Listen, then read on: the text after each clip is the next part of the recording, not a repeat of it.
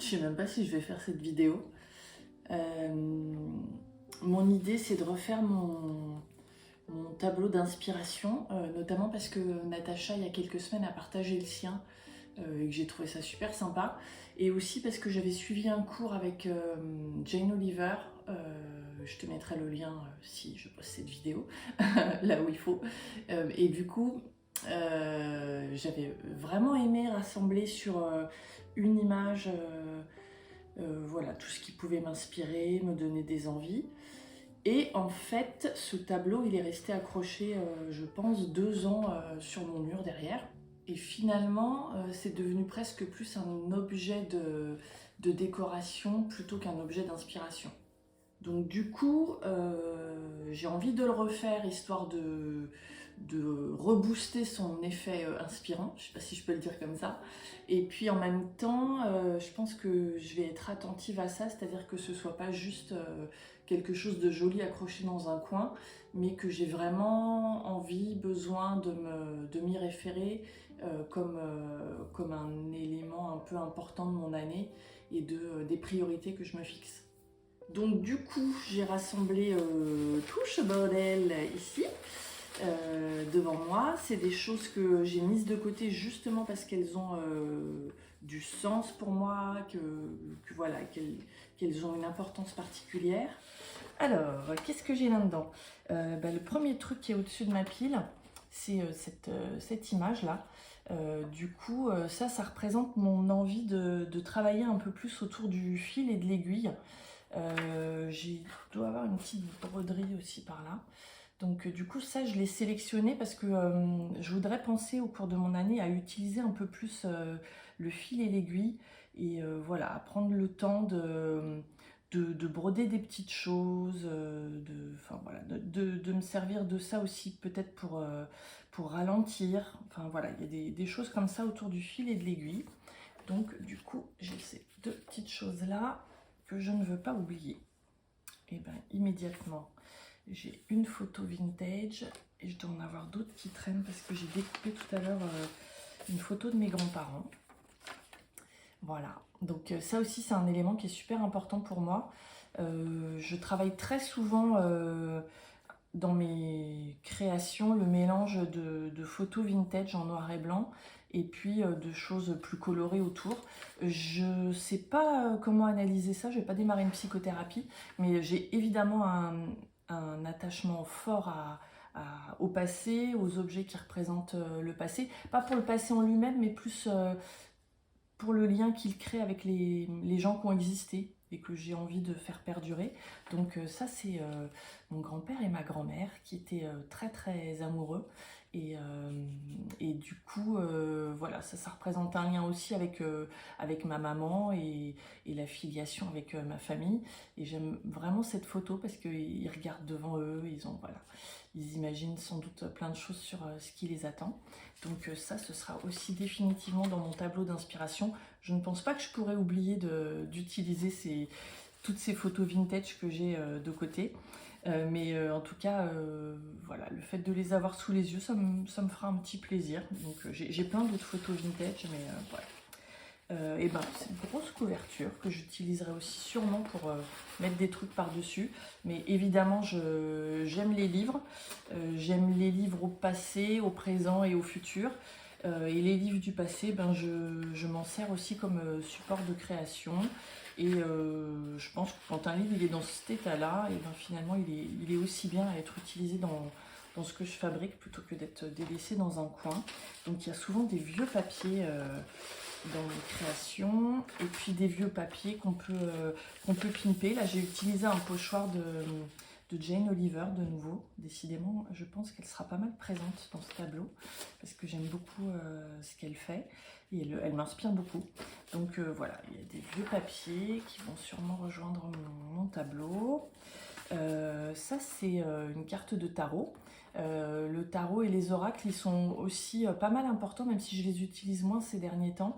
Et ça, c'est la carte de la tempérance. Donc voilà, la tempérance, c'est pas mal pour moi qui suis pas forcément suffisamment tempérée. Donc là, j'aime à la fois que ce soit quelque chose d'ancien, quelque chose lié au tarot, et puis donc voilà. prendre un petit peu le temps, Eugénie, calme-toi.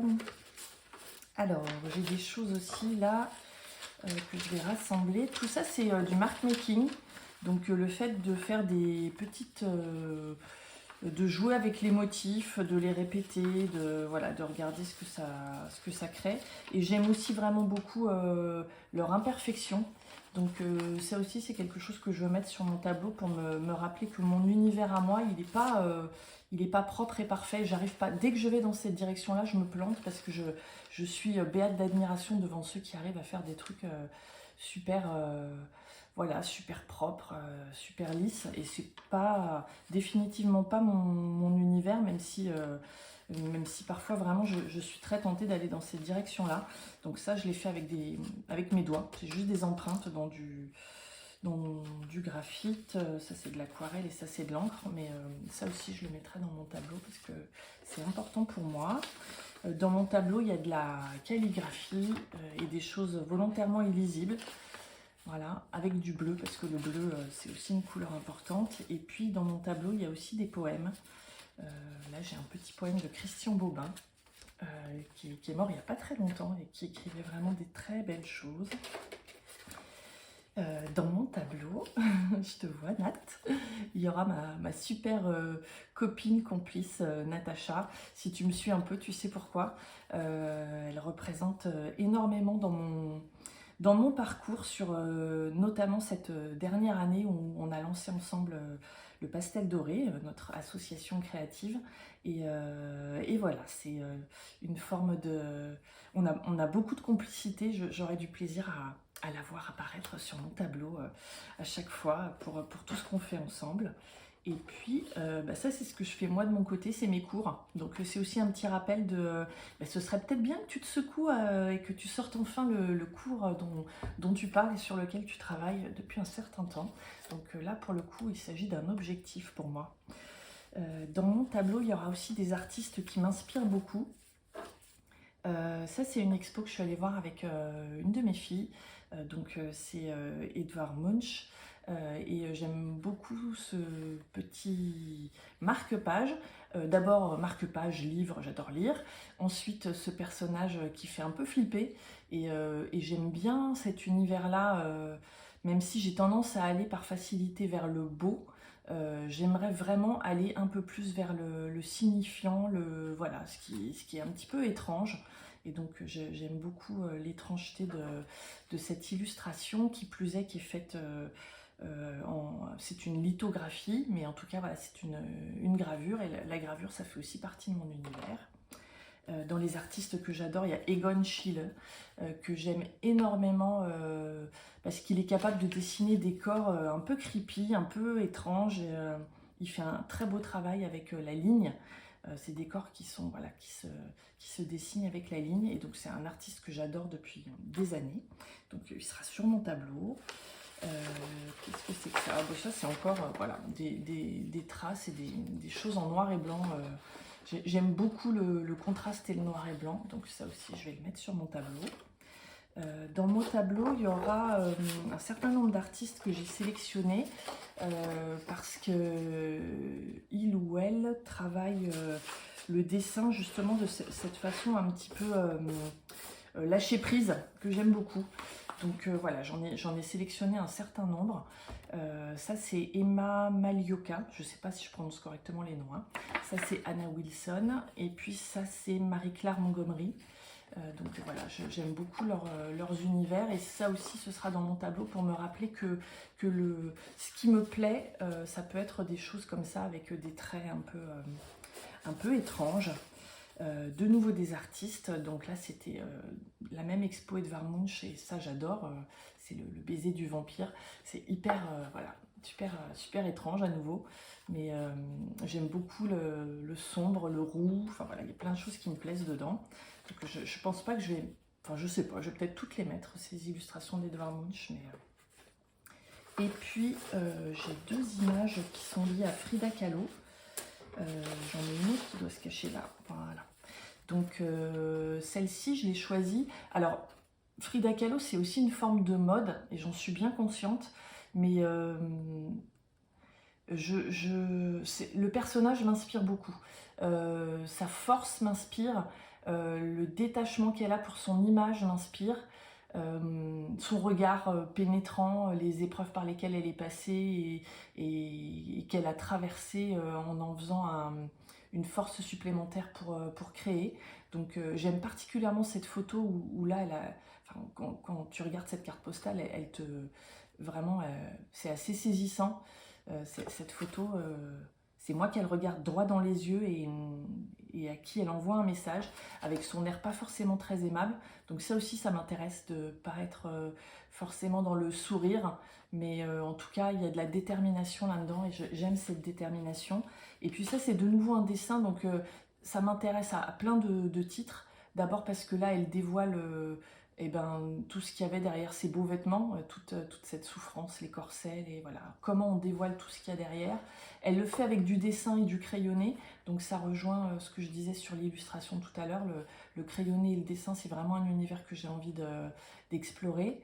Et puis, voilà, il y a cette femme qui se dévoile. Enfin voilà, Frida Kahlo, c'est quelqu'un qui me plaît, et pas forcément pour les choses les plus connues, mais plus comme un personnage un peu emblématique de la création. Ça, c'est un tableau que j'adore, de nouveau de Munch. Je ne vais pas mettre tout ça de Munch, c'est pas raisonnable. Mais là aussi, je l'aime. Pourquoi celui-là? Parce que c'est pas du tout ce qu'on connaît de lui. Et ça aussi, ça m'intéresse très souvent. On retient d'un ou d'une artiste, voilà, les choses célèbres. Je sais pas, le mainstream, ce qui a plu à tout le monde.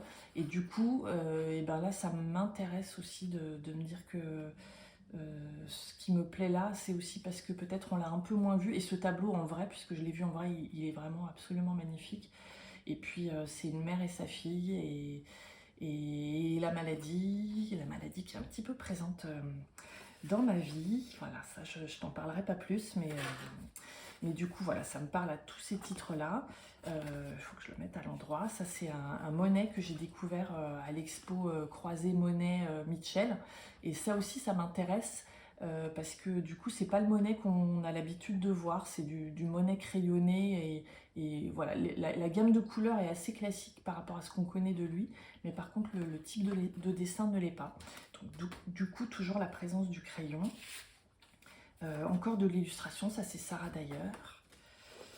Là j'ai de nouveau un petit poème et puis une illustration un peu l'Asie.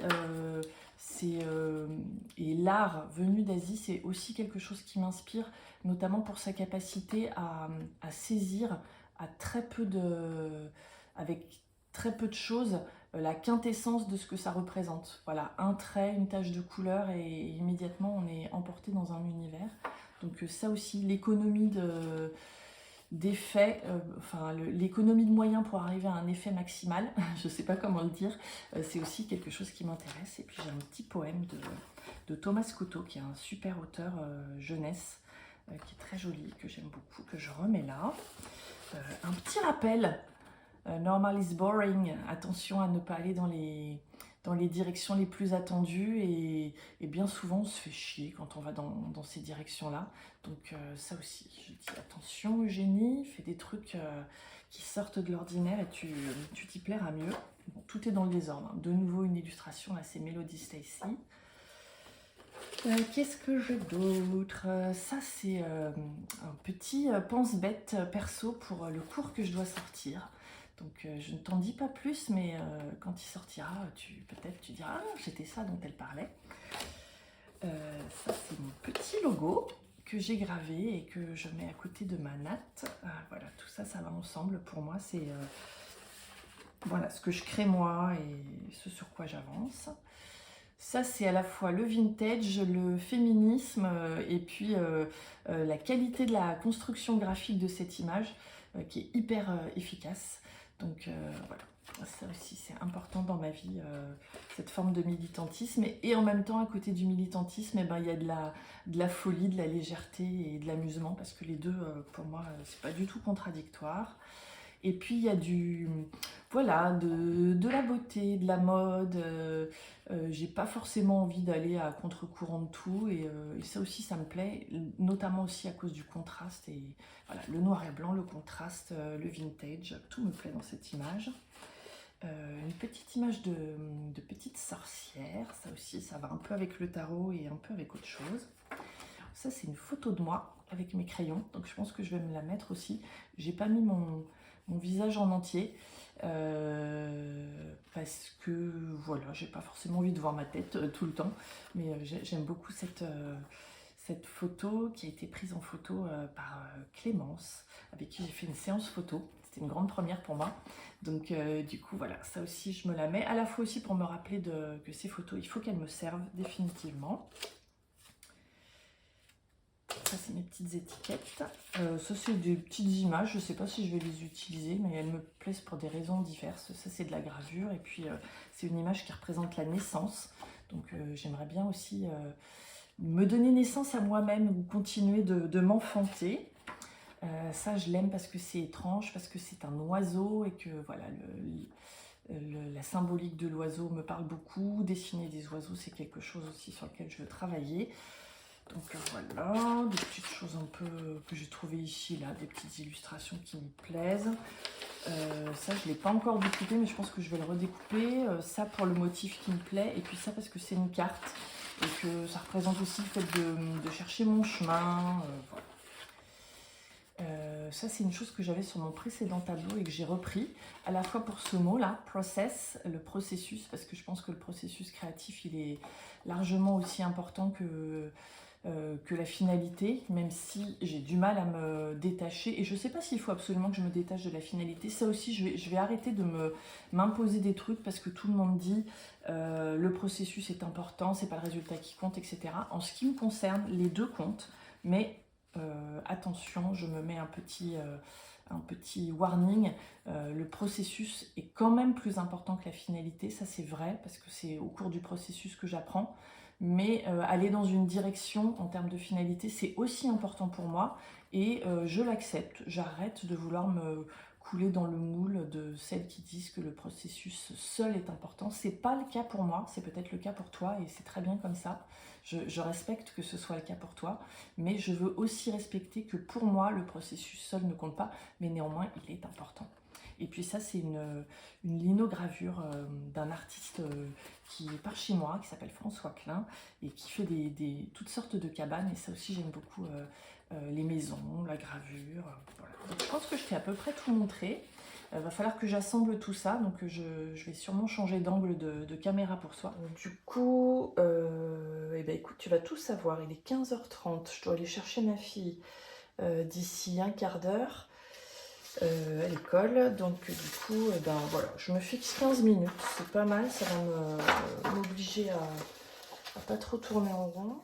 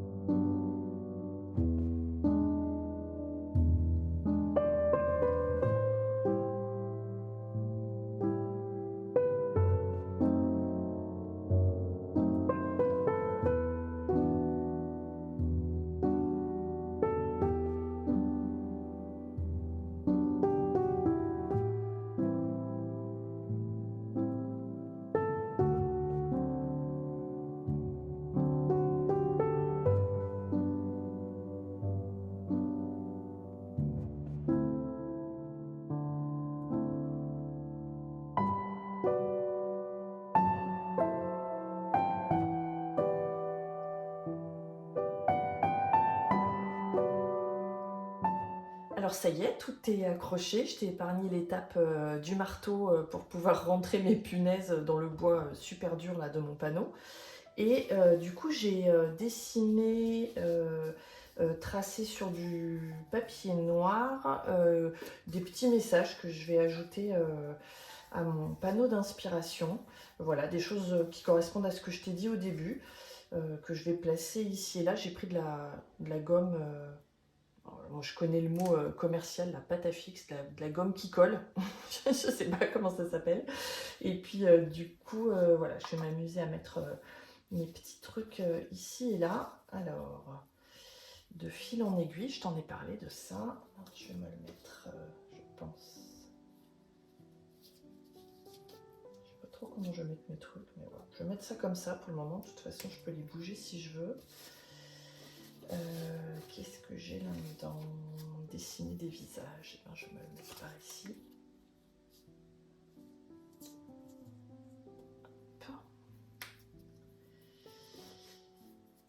Alors, ça c'est mon petit truc à moi, mais je ne te le montre pas, c'est secret. Peut-être que tu vas finir par le voir. Mieux organiser mes tâches, c'est vraiment un truc qui est lié à ma petite entreprise à moi. Et puis j'aime bien que ce soit là, parce que là c'est un peu la tentation d'aller faire autre chose. Donc voilà, ça me plaît bien comme ça. Les images graphiques, je vais me mettre près de la dame là, qui est très très graphique.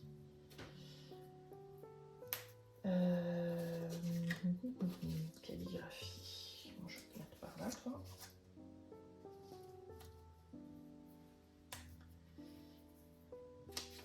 Ne pas chercher à faire beau et propre.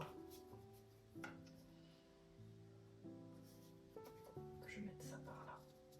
Parce que là, justement, c'est un peu crados, mais j'aime bien. Je trouve que c'est très signifiant. Il y a juste des traits et des silhouettes.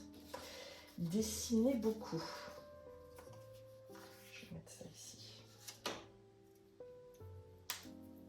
Continuer de faire grandir le pastel doré avec Natacha. Je vais me mettre là. Là, je sais pas. Peut-être là. Choisir. Choisir, je vais le mettre là, sur la route. Choisir le bon chemin. Le processus et le résultat. Ça, c'était mes petites réflexions tout à l'heure. Ça aussi, c'est un truc que je veux continuer de réfléchir. Ben, je vais le mettre là, à côté de Normal is Boring. Et puis de vote, parce que c'est aussi une forme de vote, de choisir à quoi on arrive. Et puis là, je me suis fait un petit papier, finir une partie des cours achetés. Je suis une acheteuse compulsive de cours. Donc où est-ce que je vais me le mettre? Peut-être ici, à cause de Jane Oliver, parce que j'en ai notamment un paquet de cours achetés chez elle. Donc voilà. Et ben, j'ai mis l'essentiel de mes petits messages. Peut-être que je recréerai d'autres étiquettes en plus. Et du coup, ben, je vais pouvoir raccrocher mon tableau.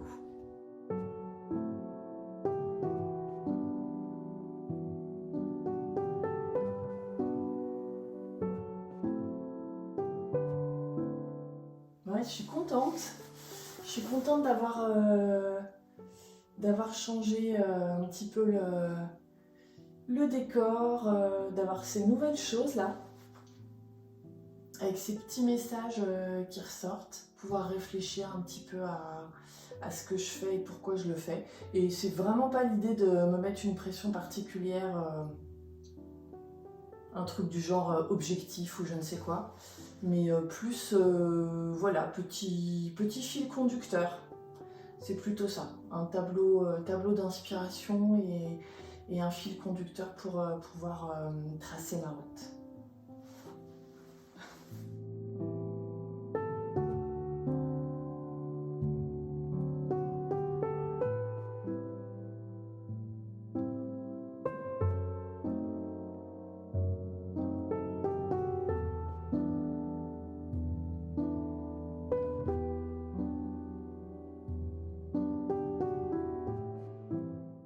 Bon Bon, j'espère que tout ça, ça t'a intéressé et que peut-être tu as trouvé ça utile ou que tu auras envie de me faire part de tes pensées, de ce qui t'anime, toi, et de ce qui t'inspire.